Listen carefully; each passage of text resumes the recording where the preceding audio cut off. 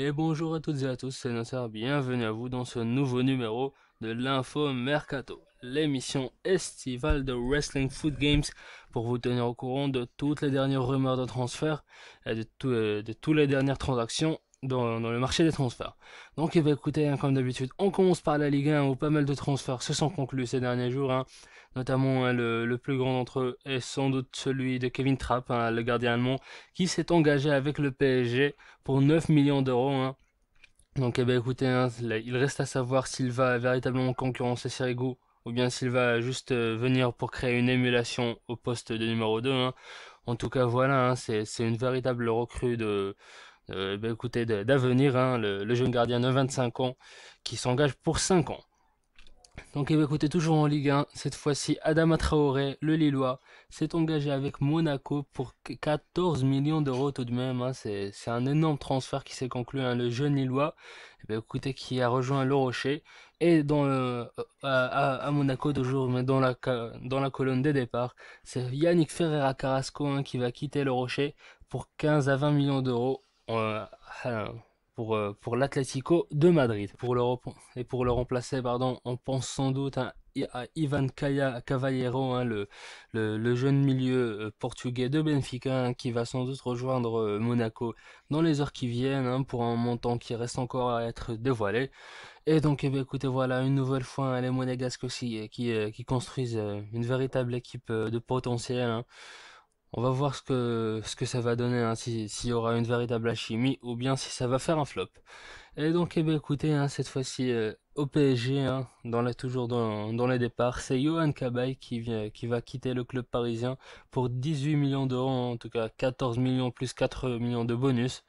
Et bien écoutez, il va rejoindre Crystal Palace, et ouais, il va revenir en première ligue, et revenir vers son entraîneur Alan Pardew qu'il avait entraîné à Newcastle. Et ben écoutez, il va le rejoindre à Crystal Palace.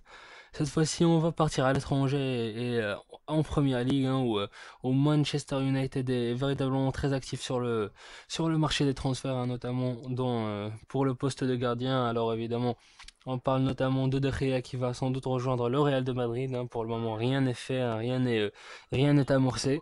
Mais en tout cas, voilà, il cherche toujours son remplaçant.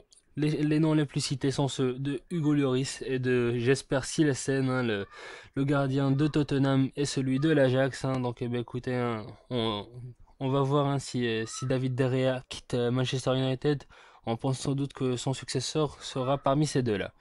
Et toujours à Manchester United, ils ont notamment offert 80 millions pour Thomas Müller, offre rejetée par le Bayern. On va voir notamment s'ils vont réussir à décrocher le champion du monde allemand. Et ils ont notamment conclu le transfert de Matteo Darmian, le latéral droit italien, qui va les rejoindre, et apparemment qui va jouer à gauche.